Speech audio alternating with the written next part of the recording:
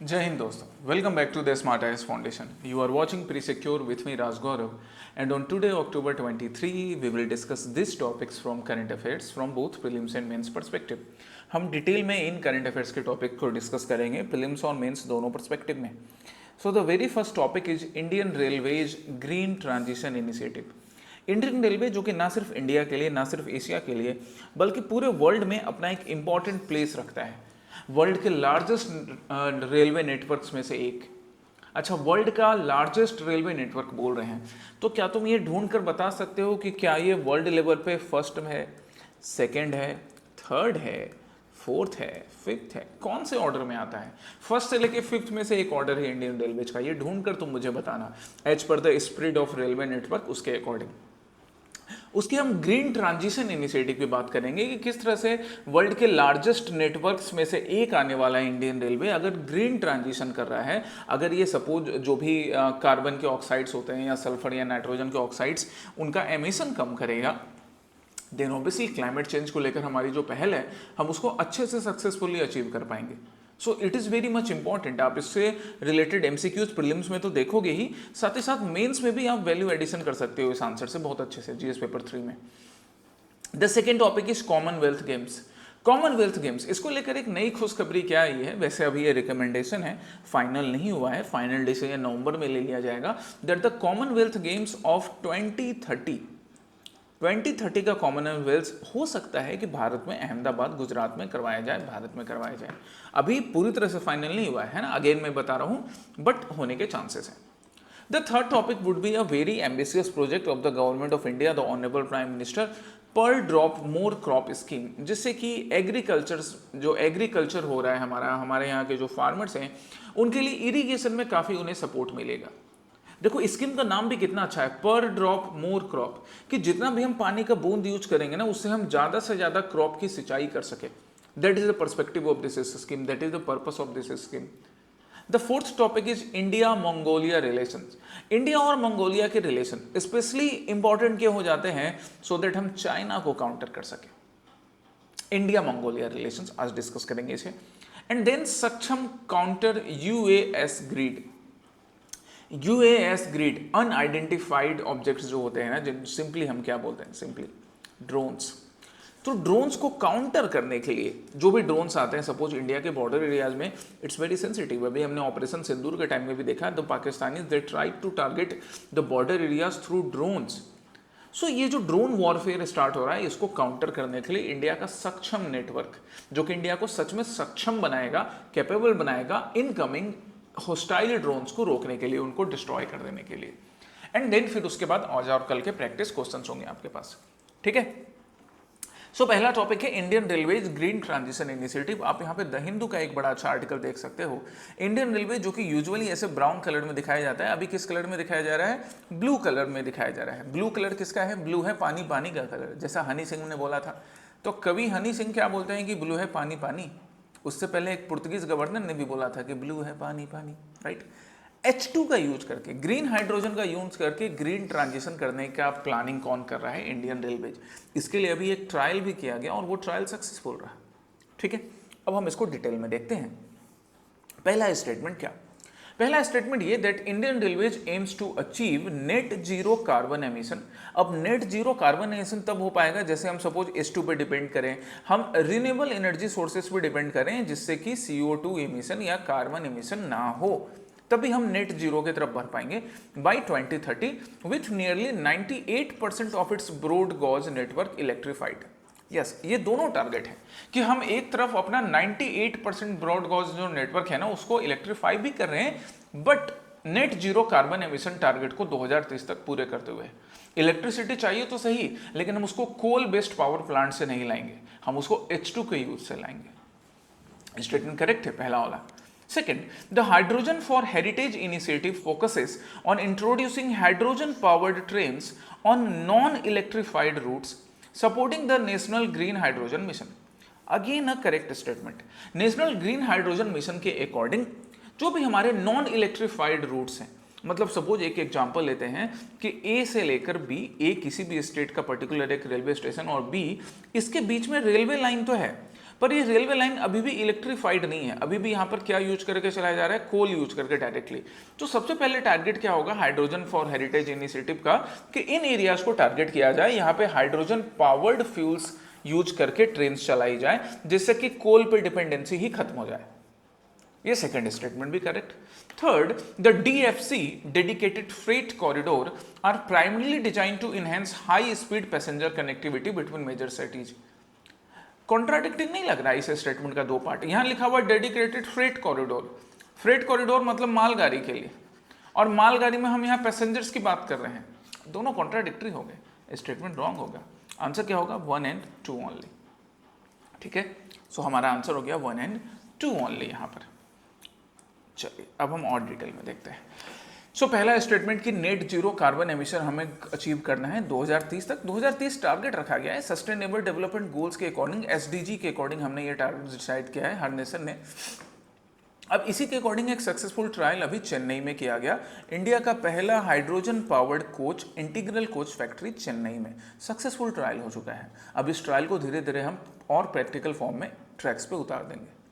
किस तरह से किया जाएगा, तो हाइड्रोजन पावर्ड कोच बनेंगे जहां पे हम हाइड्रोजन पावर्ड फ्यूल्स का यूज करेंगे, मतलब हाइड्रोजन गैस का यूज करेंगे फ्यूल के फॉर्म में।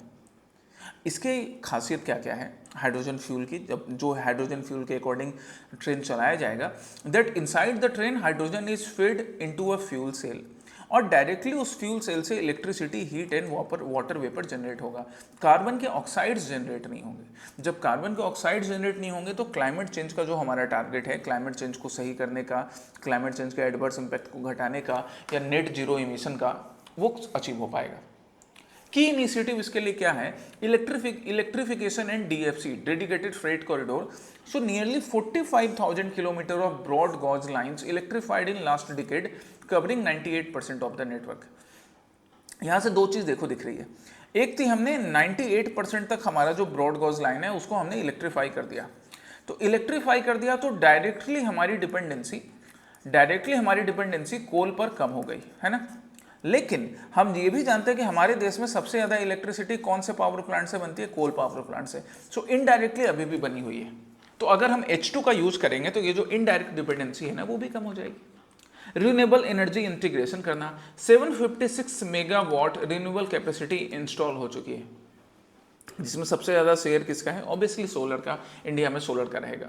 Over 2000 stations powered by solar energy, कितनी बढ़िया बात। And they have been certified at Shunya net zero by BEE, bureau of energy efficiency, इनको शून्य सर्टिफिकेट देता है। शून्य होना बुरा नहीं होता है, ये जीरो है। मनोज कुमार साहब ने बोला था ना, जब जीरो दिया मेरे भारत ने दुनिया को गिनती आई थी, तारों की भाषा भारत ने दुनिया को सिखलाई थी। शून्य सर्टिफिकेशन, नेट जीरो सर्टिफिकेशन, ये दिखा रहा है कि आप कार्बन एमिशन नहीं कर रहे हो। 2000 ऐसे railway station completely solar energy से चलते हैं। And the Indian railway is also planning 35 hydrogen powered trains. अभी सक्सेसफुल ट्रायल हो चुका है, हम उसको 35 हाइड्रोजन पावर्ड ट्रेन्स के रूप में चलाने का प्लान कर रहे हैं। चलिए, ओवरऑल सिग्निफिकेंस इससे क्या होगा, आप इस पिक्टोरियल रिप्रेजेंटेशन के थ्रू भी देख सकते हो। ब्लू कलर का H2 को यूज करते हुए, ब्लू है पानी, पानी यूज करते हुए दिखाया गया ट्रेन का, कि potential to prevent 60 million tons of CO2 annually. अगर सच में इंडियन रेलवेज को, जो वर्ल्ड के लार्जेस्ट नेटवर्क्स में से एक है, तो 60 मिलियन टन्स ऑफ CO2 हम कम एमिट करेंगे। इवन हमारे लिए इकोनॉमिकली भी अच्छा है, क्योंकि इकोनॉमिक बेनिफिट भी देखना जरूरी है ना। 1 लाख करोड़ तक का फ्यूल कॉस्ट सेविंग हो जाएगा। अगर ये 1 लाख करोड़ तक का फ्यूल कॉस्ट सेविंग हो रहा है, इसका देखो इकोनॉमिक एडवांटेज तो है ही, साथ ही साथ एक सोशल एडवांटेज भी है। सोशल एडवांटेज क्या, कि हमारे जो लेबरर्स होते हैं, जो रेलवे डिपार्टमेंट से काम करते हैं, या जो कूली भाई लोग होते हैं, या बाकी जो भी स्टाफ्स हैं, ट्रेड यूनियंस बोल रहे हैं, रेलवे यूनियन के, उनकी डिमांड्स को फुलफिल किया जा सकेगा, उनका पेमेंट बढ़ाया जा सकेगा, बहुत सारी चीज़ें हैं। पैसेंजर्स के लिए ज़्यादा सेफ्टी इंश्योर की जाएगी, उनको ज़्यादा सुविधा दी जाएगी इतना पैसा बचाकर। So there are many such significance of that green, या फिर क्या बोलते हैं आप उसको, ग्रीन फ्यूल को यूज करना या H2 को यूज करना, काफ़ी इसके सिग्निफिकेंस है। Next is Commonwealth Games. आप यहाँ पे ऑल इंडिया रेडियो का अपडेट देख सकते हो। All India Radio, DD news, the Hindu, Indian Express, सबके सब इंपॉर्टेंट है, सबको सिंसियरली देखना है। Ahmedabad in Gujarat recommended as host for 2030 Commonwealth Games. अभी रिकमेंडेशन हुआ है, याद रखिएगा नवंबर में फाइनल होगा। तो नवंबर में फाइनल हो जाए, यही हमारी उम्मीद है। 2030 के कॉमनवेल्थ गेम्स के लिए अहमदाबाद को रिकमेंड किया गया है। कॉमनवेल्थ गेम्स इससे पहले भी इंडिया में हो चुका है, बताओगे कहाँ पर हुआ है? इंडिया ने कॉमनवेल्थ गेम्स को कहाँ पर होस्ट किया था? कहाँ पर, वेयर, बताओ जरा। एकदम सिंपल सा आंसर है, कहाँ होस्ट किया था पहली बार कॉमनवेल्थ गेम्स इंडिया ने? कब किया था वो भी बता दो तो मजा आएगा। वैसे मैंने आगे मेंशन कर रखा है, पर कहाँ थोड़े अपने दिमाग पे जोर डालो तो आंसर बता सकते हो। चलिए अब हम पहला स्टेटमेंट देखते हैं। The first Commonwealth Games were held in Hamilton Canada in 1930 and were initially known as British Empire Games. एकदम सही है। 1930 में जब इंडिया में क्या चल रहा था, सिविल डिसोबीडियंस मूवमेंट, सविनय अवज्ञा आंदोलन, तब ब्रिटेन कॉमनवेल्थ गेम्स ऑर्गेनाइज करवा रहा था, जिसका नाम तभी था ब्रिटिश एम्पायर गेम्स। कहाँ पे ऑर्गेनाइज हुआ? कनाडा में, कनाडा में, कनाडा ने, Canada. Second, India first participated in the inaugural edition of game in 1930। तुमको लगता है यहाँ सीडीएम चल रहा है, सिविल डिसोबीडियंस मूवमेंट चल रहा है, कहाँ इंडिया में लोग जाएंगे पार्टिसिपेट करने? नहीं किया था। हमने एक्चुअली पार्टिसिपेट किया था 1934 में पहली बार। Second is wrong. The Commonwealth Games are held every 6 years। ना दादा ना, 6 years नहीं, कितने साल? 4 साल के डिफरेंसेस पे। सो थर्ड भी रॉन्ग हो गया। Fourth, the games were officially renamed as Commonwealth Games in 1978। This is correct statement. 1978 में इसका नाम ब्रिटिश एम्पायर गेम्स से चेंज करके कॉमनवेल्थ गेम्स रख दिया गया। करेक्ट ढूंढना है, करेक्ट ढूंढना है तो आंसर क्या होगा? 1 and 4 ओनली। इनकरेक्ट ढूंढना होता तो 2 and 3 ओनली चूज करते हैं। अब डिटेल्स पे आ जाओ। कॉमनवेल्थ गेम्स जिसकी शुरुआत होती है 1930 से, पहली बार कहाँ करवाया जाता है? कनाडा में करवाया जाता है। ठीक है, पहली बार कनाडा में करवाया गया। और इंडिया ने कब से ज्वाइन किया? 1934 से ज्वाइन किया। ऑब्वियसली 1930 में देश के हालात नहीं थे कि कॉमनवेल्थ गेम्स में ज्वाइन करे। 1978 में जब धीरे धीरे ब्रिटिश की बाकी कॉलोनीज आज़ाद होती जा रही थी, जैसे हमें भी हमारे भारत देश को आज़ादी 1947 में मिली, तो 1978 में फाइनली इन्होंने ब्रिटिश एम्पायर गेम्स का नाम क्या कर दिया? कॉमनवेल्थ गेम्स कर दिया। with the theme or the value of promoting humanity, equality, destiny, friendship, cooperation, fair play, फलाना चिलाना ढिमकाना। एक्चुअली में ब्रिटिश अपना सॉफ्ट पावर दिखाना चाहते थे। याद रखिए, हाँ, कॉमनवेल्थ गेम्स का हम जो होस्ट कर रहे हैं, हम भी अपना सॉफ्ट पावर दिखा रहे हैं, but this Commonwealth Games is like showcasing the soft power to the world. कि ब्रिटिश भले उन्होंने कॉलोनी रिलीज कर दी, बट सॉफ्ट पावर अभी भी है। इसलिए कॉमनवेल्थ में वही नेशन पार्टिसिपेट करते हैं which once remained the colonial which once remained the colony of the British. India की होस्टिंग की बात करें तो सबसे पहले न्यू दिल्ली में 2010 में किया गया था। अच्छा परफॉर्मेंस भी रहा 2010 में, 101 मेडल्स के अराउंड कुछ जीते हमने। और अगला अभी प्रपोज्ड है to be held in Ahmedabad, Gujarat. और एक अच्छी बात क्या है कि ये सेंटेनरी एडिशन होगा। पहली बार कब किया गया? 1930 में। अब इसमें 100 साल जोड़ दो, कब हो रहा है? 2030। तो हो सकता है कि सेंटेनरी सेलिब्रेशन हम लोग अहमदाबाद में करें, जो इंडिया के सॉफ्ट पावर को बताने के लिए 2036 ओलंपिक बिड को और स्ट्रॉन्ग करने के लिए हमारे लिए काफ़ी ज़रूरी होगा। ठीक है, कॉमनवेल्थ गेम्स अगर हम लोग अहमदाबाद में ऑर्गेनाइज करवा सके तो। थर्ड स्टेटमेंट है पर ड्रॉप मोर क्रॉप स्कीम। पर drop more crop scheme ministry of agriculture and farmers welfare के अंदर प्रधानमंत्री मोदी का एक एम्बिशियस प्रोजेक्ट था, जो कि इरिगेशन के फील्ड में ऑब्वियसली क्रांति लाने के लिए, इरिगेशन के फील्ड को और बेहतर करने के लिए, साथ ही साथ फार्मर्स के लाइफ को बेटर बनाने के लिए लाया गया। इसका पर्पस था कि हर पानी के बूंद से इरिगेशन बेहतर किया जा सके। फंड एक्टिविटीज़ भी बढ़ाई गई ताकि स्टेट्स के पास, नॉर्थ ईस्टर्न स्टेट्स के पास या बाकी जो स्टेट्स थे, आपको यूनियन टेरिटोरीज हो गए, कुछ यूनियन टेरिटोरीज हैं जहाँ पर पहले से इरिगेशन फैसिलिटी कम थी, वहाँ पर इरिगेशन फैसिलिटी बढ़ाने के लिए, लाइक जम्मू एंड कश्मीर, लद्दाख वाला रीजन। डिटेल्स देखते हैं हम इसके क्वेश्चन के लिए सबसे पहले। सो पहला स्टेटमेंट क्या? The scheme is currently implemented under the प्रधानमंत्री कृषि सिंचाई योजना। एक्चुअली पहले इस स्कीम को प्रधानमंत्री कृषि सिंचाई योजना के अंडर इंप्लीमेंट किया जाता था। पहले यहाँ से एक्सप्लेनेशन चाहिए, देखो। इनिशियली प्रधानमंत्री कृषि सिंचाई योजना के अंदर इंप्लीमेंट किया जाता था। सेंट्रली स्पॉन्सर्ड स्कीम है। स्पॉन्सर्ड स्कीम है मतलब इसका सर्टेन पार्ट जो है, सर्टेन पार्ट वो कौन देगा? सेंट्रल गवर्नमेंट देगी, और बाकी रिमेनिंग पार्ट स्टेट गवर्नमेंट देगी। ठीक है, सेंट्रली स्पॉन्सर्ड है, सेंट्रल सेक्टर नहीं है। 2022-23 से क्या किया गया? It is being implemented under the राष्ट्रीय कृषि विकास योजना। पहले प्रधानमंत्री कृषि सिंचाई योजना के अंदर था, 2022-23 से राष्ट्रीय कृषि विकास योजना के अंदर इसको इंप्लीमेंट किया जाता है। ये एक बेसिक डिटेल है, छोटी छोटी मगर इंपॉर्टेंट बातें हैं, याद रखें इसको। पहला वाला तो रॉन्ग हो गया।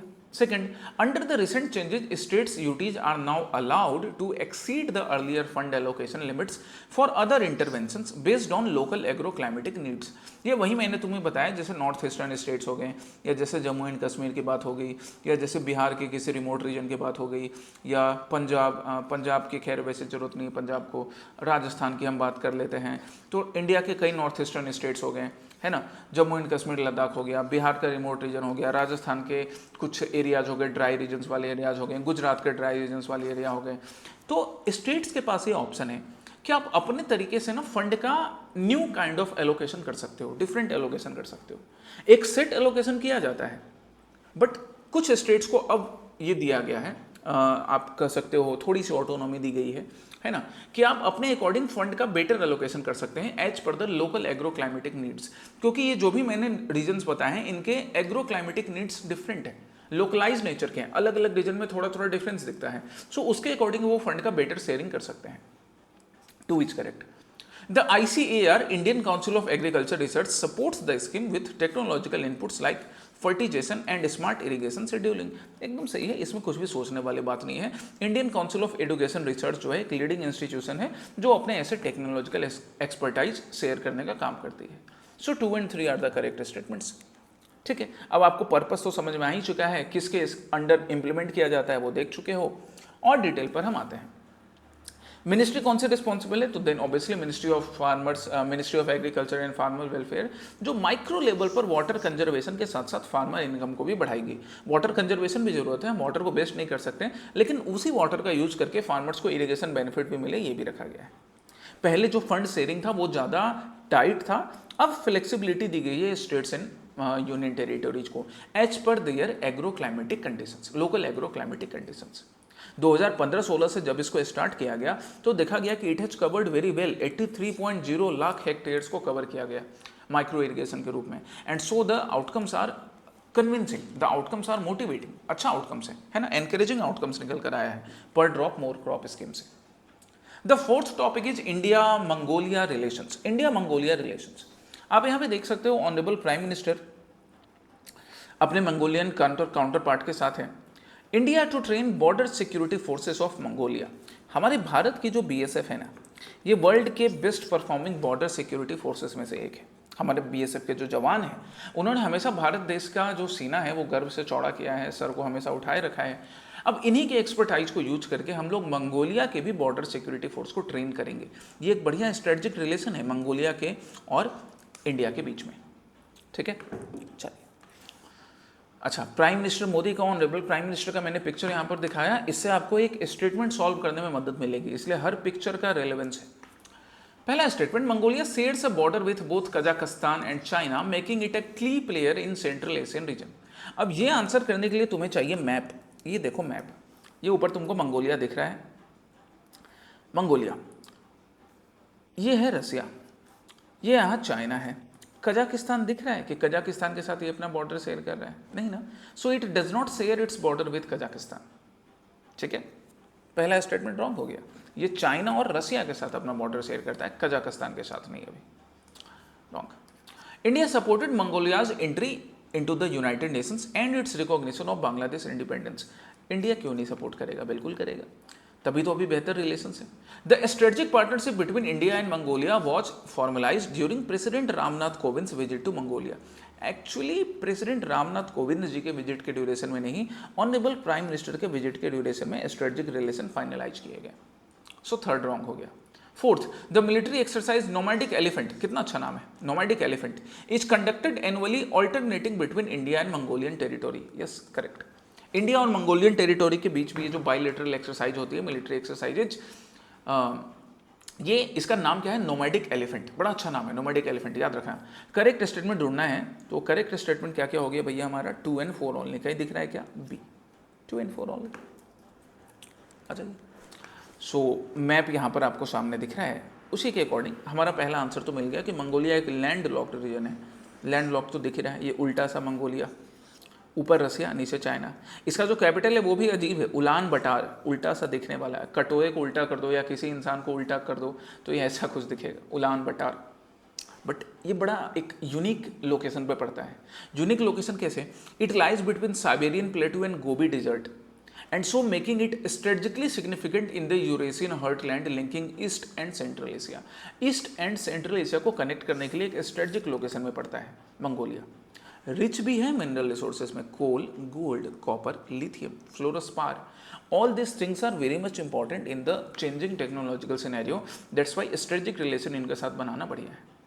इंडिया के साथ हम बात करें तो इंडिया का डिप्लोमेटिक रिलेशन 1955 के साथ ही इनके साथ है, क्योंकि यहाँ पे बुद्धिज्म जिसका बर्थ हमारे यहाँ से हुआ वो वहाँ पर अभी प्रैक्टिस किया जाता है। बुद्धिज्म को हम अपने सॉफ्ट पावर के रूप में यूज करते हैं। तुम्हें आर्ट एंड कल्चर की क्लासेस में, एंशिएंट हिस्ट्री की क्लासेस में बताया भी है कि हम किस तरह से सूफीज्म को भी यूज कर सकते हैं, जैनिज्म को भी यूज कर सकते हैं, तो बुद्धिज्म तो यूज किया ही जाता है। मंगोलिया के यूनाइटेड नेशंस में रिप्रेजेंटेशन को भी इंडिया ने सपोर्ट किया। मंगोलिया ने भी इंडिया को फिर थैंक यू बोला। कैसे थैंक यू बोला? कि जब बांग्लादेश का लिबरेशन होता है तो इंडिया का जो रेजोल्यूशन था मंगोलिया ने उसको सपोर्ट किया। एंड प्राइम मिनिस्टर मोदी के विजिट से 2015 का जो विजिट था स्ट्रेटेजिक पार्टनरशिप फाइनल हो पाई। Even Mongolia is supporting India's UN Security Council bid कि भैया इंडिया को यूएन सिक्योरिटी काउंसिल में परमानेंट जगह मिलनी चाहिए। बहुत बढ़िया, हम शुक्रगुजार हैं उनके सपोर्ट के। जो मिलिट्री एक्सरसाइज है, एनुअल एक्सरसाइज है, उसका नाम रखा गया नोमैडिक एलिफेंट और 17th एडिशन इसका इस साल उलान बटार में कंक्लूड हुआ। तो अगला एडिशन 18th एडिशन कहाँ पर होगा? इंडिया में होगा। ओके, द नेक्स्ट टॉपिक, अच्छा नेक्स्ट टॉपिक से आगे थोड़ा और हम देख लेते हैं मंगोलिया रिलेशन के बारे में। तो मंगोलिया का रिलेशन इंडिया के साथ साथ एक और क्या है, ह्यूमैनिटेरियन एड इन हेरिटेज रिस्टोरेशन के लिए इंडिया अपने एक्सपर्टाइज, अपने एक्सपीरियंस के अकॉर्डिंग जो भी हेरिटेज साइट्स है मंगोलिया के उनको रिस्टोर करने में मदद करेगा। मिनरल एंड जियोलॉजी एक्सप्लोरेशन के लिए मंगोलिया के पास नेचुरल रिसोर्स अच्छे हैं पर उनको एक्सप्लोर करने के लिए टेक्नोलॉजिकल एक्सपर्टाइज इंडिया से मिलेगा।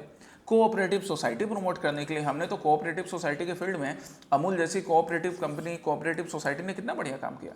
कैपेसिटी बिल्डिंग, जैसे अभी हम बीएसएफ को ट्रेनिंग दे रहे हैं, and free visa programme for Mongolian citizen, ये भी एक अच्छा इनिशिएटिव है, मंगोलियन सिटीजन को फ्री ई वीजा देना, समझ रहे हो। Saksham counter US system, Saksham counter US system Indian army का क्या है?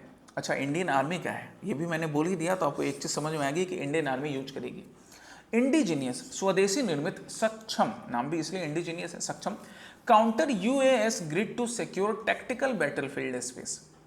टैक्टिकल बैटलफील्ड स्पेस जिसमें एआई का यूज किया जाएगा और जो भी आपको जो अभी ऑन गोइंग सेंसर्स हैं, अपडेटेड सेंसर्स होते हैं, अपडेटेड टेक्नोलॉजीज होती हैं, उनका यूज करके जो अनआइडेंटिफाइड ऑब्जेक्ट्स होंगे, जो हॉस्टाइल्स ड्रोन होंगे, उनको रोकने का, उनको डिस्ट्रॉय करने का काम सक्षम सिस्टम से होगा। It was developed by Bharat electronics limited BEL Hyderabad in collaboration with Indian air force.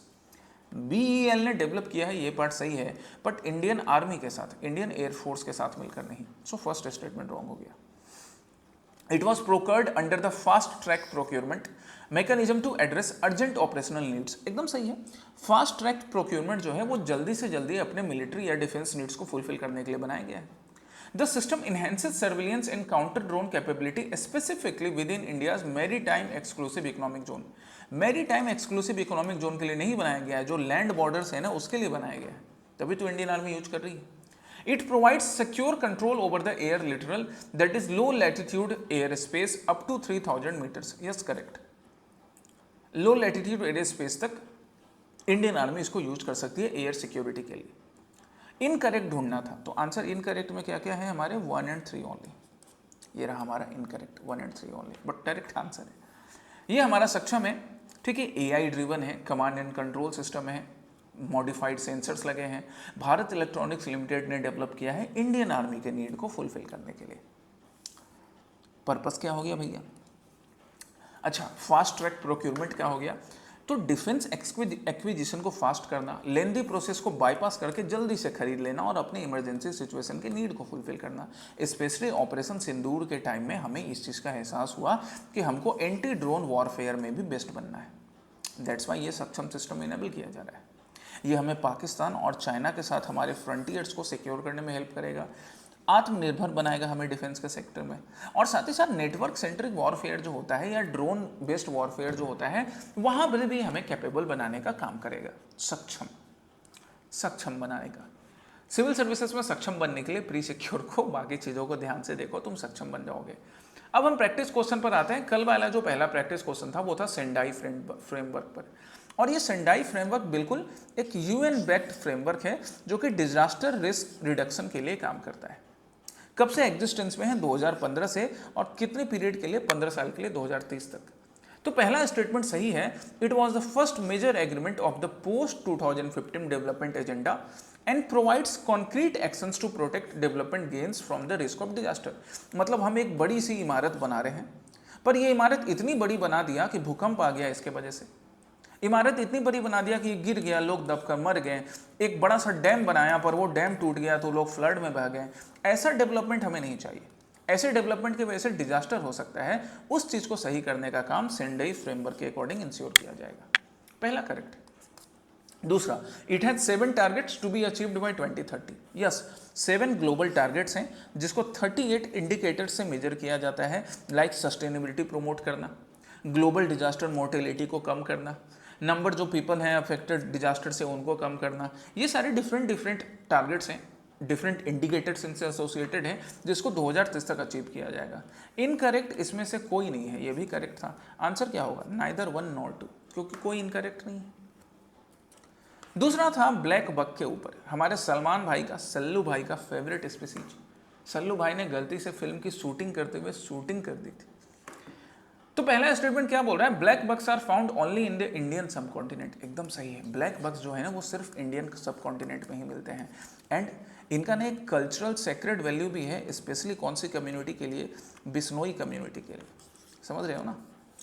Second, it is listed at endangered. Endangered नहीं है, लिस्ट कंसर्न है, एलसी कैटेगरी में, under the IUCN red list. हाँ, शेड्यूल 1 में है वाइल्ड लाइफ प्रोटेक्शन एक्ट में। That's why Sallu भाई बेचारे, इन्होंने बोला कि आज से मैंने कमिटमेंट कर लिया कि मैं आज से ब्लैक बक की तरफ आंख उठा के भी नहीं देखूंगा, क्योंकि वाइल्ड लाइफ प्रोटेक्शन एक्ट के अकॉर्डिंग अगर आप शेड्यूल 1 एनिमल को हार्म करते हो, ह्यूमन मर्डर के बराबर चार्जेस लगते हैं। और IUCN कैटेगरी इसका क्या है? List concern. तो IUCN भले इसके लिए लिस्ट कंसर्न है, लेकिन हमारी जो बिश्नोई कम्युनिटी है ना, ये पूरी कंसर्न है। भारत सरकार भी कंसर्न है। सेकंड स्टेटमेंट रॉन्ग हो गया, करेक्ट ढूंढना था। आंसर क्या होगा? ए। ये रहे आपके आज के practice question. Ancient monuments in archaeological sites and remains act, ये अभी न्यूज में था, तुम इसको आज ट्राई करोगे, कल डिटेल में मैं इसको डिस्कस करूंगा। और दूसरा प्रैक्टिस क्वेश्चन है इंडियन एलिफेंट्स के ऊपर। इसको मैंने PYQ के साथ थोड़ा सा चेंज करके बनाया है, ठीक है। ये दोनों आपके आज के प्रैक्टिस क्वेश्चन हो गए। कल फिर प्री-सिक्योर में हम लोग नेक्स्ट टॉपिक के साथ मिलेंगे। Till then take care, study well, जय हिंद।